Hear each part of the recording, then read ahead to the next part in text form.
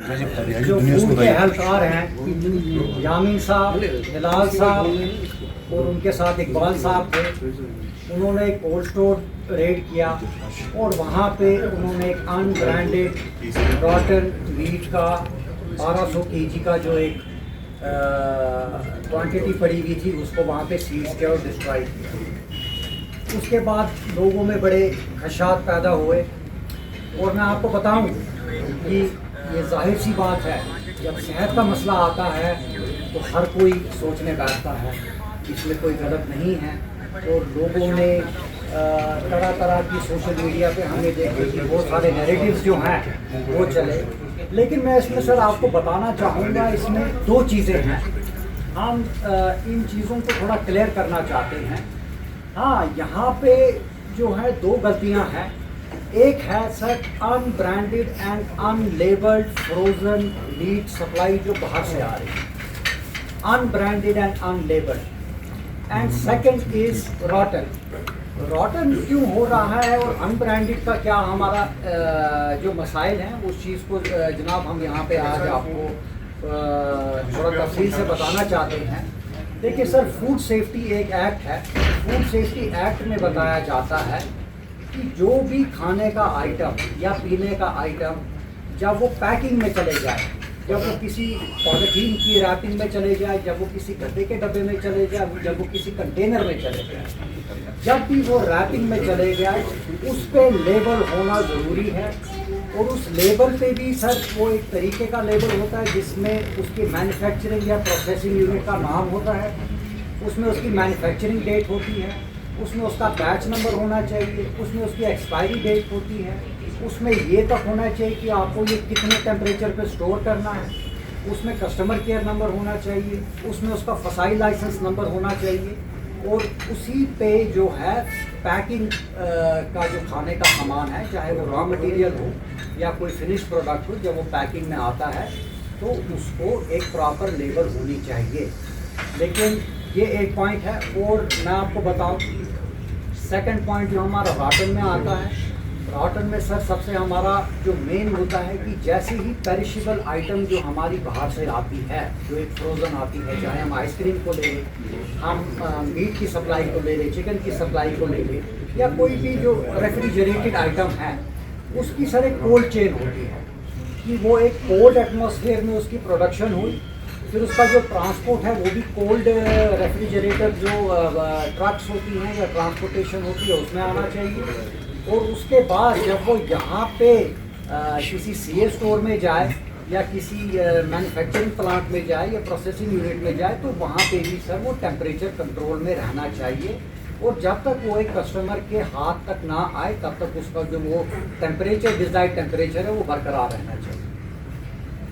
Sir, हमने आज से 3 दिन पहले 14 अगस्त को हमारी जो डेलीगेशन है वो हमारे जो ऑनरेबल मिनिस्टर हैं मिस्टर सतीश शर्मा, जिनके पास ये डिपार्टमेंट है, उनसे हमारी सेक्रेटरीट में मीटिंग रही।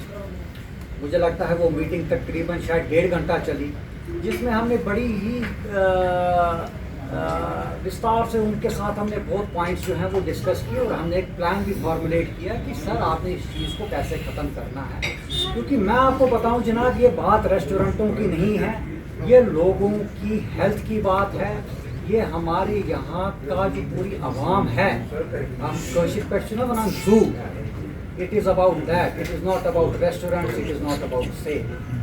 तो उसमें सर हमने सबसे पहली अपील जो गवर्नमेंट से की है कि जो भी ये unbranded and unlabelled frozen meet and chicken जो बाहर से आ रहा है, सर इसको लखनपुर पे ही रुका दिया जाए और या उसको काजीगुंड में रुका दिया जाए। 2 चेक पोस्ट जो हैं वो इमीडिएट तौर पे कायम किए जाएं और जो भी लेबल्ड नहीं है उसको वहीं पे रुका दिया जाए। देखिए, मैं आपको बताऊं सर, ऐसा नहीं है, जो फ्रोज़न कंपनियां हैं, बड़ी बड़ी कंपनियां भी हैं जिनके माल यहाँ पे आते हैं।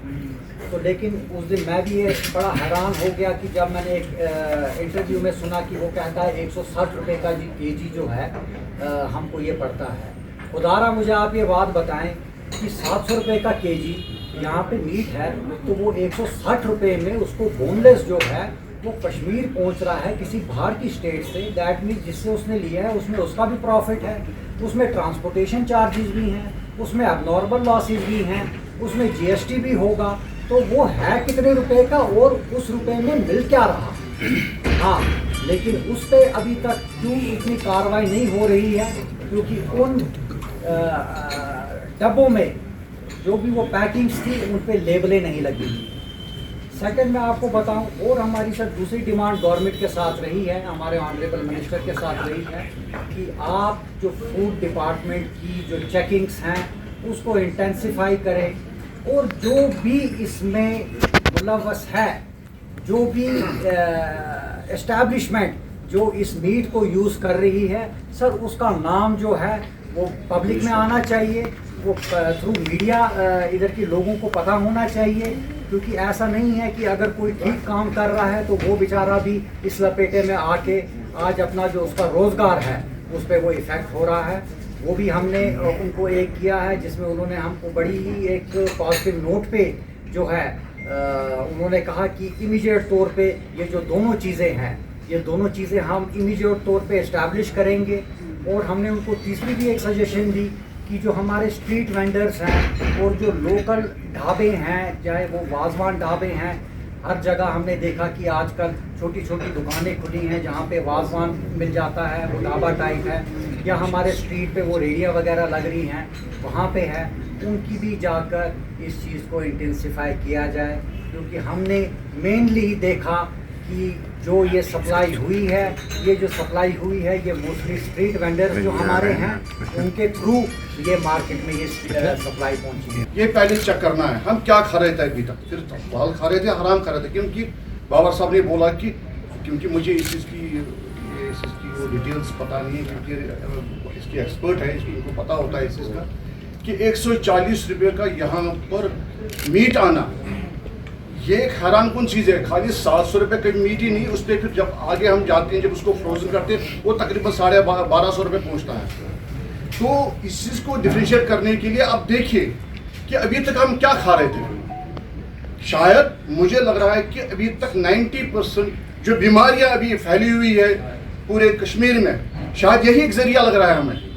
अब देखिए हमारे हालात क्या है कि अभी नॉर्मली आप जाएगी आज, क्योंकि मैं इस प्रोफेशन से वाबस्ता हूँ, अब देखिए इस वक्त उल्टी का होना, इंसोम्निया जिसको हम नौशिया बोलते हैं, वॉमिटिंग होती है, डायरिया होता है, फूड पॉइजनिंग होती है, उसके बाद इवन सडन डेथ्स भी होती है। और इसके अलावा जो इसमें हमने जो हमारी तहकीक हुई है कि इसमें फॉर्मल्डिहाइड मिलाया जाता है इस चीज़ को, इसको एज बनाने के लिए, इसको एज एक्सटेंड करने के लिए। वो फॉर्मल्डिहाइड जो है वो कार्सिनोजेनिक है, वो कैंसर फैलाता है जिस्म में। तो इसका मतलब जब अगर ये रेट कैंसर की यहाँ पर बढ़ी है, ये भी एक बड़ा कारण है। ये भी इसको भी देखने की जरूरत, इसको भी एड्रेस करने की जरूरत है। इसमें खाली हम एक डिपार्टमेंट को नहीं, इसमें मल्टीपल डिपार्टमेंट्स को इन्वॉल्व होना चाहिए। पहले एक अवेयरनेस और एक वर्कशॉप्स हमें क्रिएट करनी चाहिए बाज़ाब्ता। इसको देखो कोविड में बाज़ाब्ता हमने क्या, जो ही लगा कि वायरस आया तो तुरंत हमने क्या किया, मास्क इस्तेमाल किए, हैंड वॉश इस्तेमाल किए, इनकी प्रिवेंटिव मेजर्स किए। इसी तरह डिपार्टमेंट्स को भी यही सोचना चाहिए बाज़ाब्ता। एक तो आप वहाँ पर प्रिवेंट कर रहे हैं, रोक रहे हैं, गलत चीज़ अच्छी बात है, और साथ साथ में लोगों को भी इस चीज़ की जानकारी देनी है, उनको वर्कशॉप देनी चाहिए, उनको बताना चाहिए असल क्या है, ख़राब क्या है। जब तक हम गाइड नहीं इस चीज़ को करेंगे तब तक कैसे इस चीज़ को ये करने की ज़रूरत है, नंबर 1। नंबर 2, जो लोग इस चीज़ में मुलव्वस नहीं है, ये बहुत बड़ी इंपॉर्टेंस है, क्योंकि ये इंडस्ट्री बहुत बड़ी इंडस्ट्री है। हम उस इंसान को जो बेकसूर है, जो काम कर रहा है, वो मारा जा रहा है ना इस वक्त, उस पर किसी को नजर ही नहीं है। कितने रेस्टोरेंट्स अभी उनकी सेल 90% नीचे गई है। इस पे हमारे एम्प्लॉयमेंट पे कितना असर पड़ेगा, इसमें जो हमारा रॉ मटेरियल आ रहा है उन पे कितना असर पड़ेगा, जो इससे वापस एडेड है उन पे कितना असर पड़ेगा। तो ये बहुत एक चीज़ है, कलेक्टिव एफर्ट्स है। लोगों को भी इस चीज़ में मैं चाहता हूँ, एक रिक्वेस्ट करूँगा कि उनको भी थोड़ा बहुत अपडेट होना चाहिए इस चीज़ के लिए कि मैं क्या खा रहा हूँ, मुझे क्या खाना चाहिए। देखो सस्ता रहा है बार बार, महंगा रहा है एक बार, कम से कम हमें भी डिफ्रेंशिएट करना चाहिए इस चीज़ को कि अगर मुझे कौन सी चीज़ खानी है रेस्टोरेंट में जाना है, किस रेस्टोरेंट में मुझे जाना चाहिए जहाँ पर मुझे ये चीज़ें अपनी सेहत को असर न करें, क्योंकि ये इंडस्ट्री अगर ऐसे ही बैठ गई तो बहुत बड़ा लॉस हो जाएगा। तो इसलिए मैं आपको भी रिक्वेस्ट करता हूँ इस वसाकत से कि please and please sir request कि उन विचारों को भी रिवाइव कराए जो दिन में बढ़ते जा रहे हैं। अभी कटेलमेंट हो रहे हैं एम्प्लॉयमेंट्स की, वो बेचारे जब उनकी सेल ही कम है तो वो मुलाजिमों को निकालेंगे। ऐसा ऐसा बाकी चीज़ों पे भी इस चीज़ का बड़ा असर पड़ेगा। तो मैं चाहता हूँ कि इसमें भी इसका रोल हो बाज़ाब्ता, लोगों को भी इसमें जॉइंट वेंचर में बाज़ाब्ता आगे आना चाहिए, अवेयरन करना चाहिए, रिवाइव करना चाहिए वापस था उस चीज़ को, उस इंडस्ट्री को बचाने के लिए।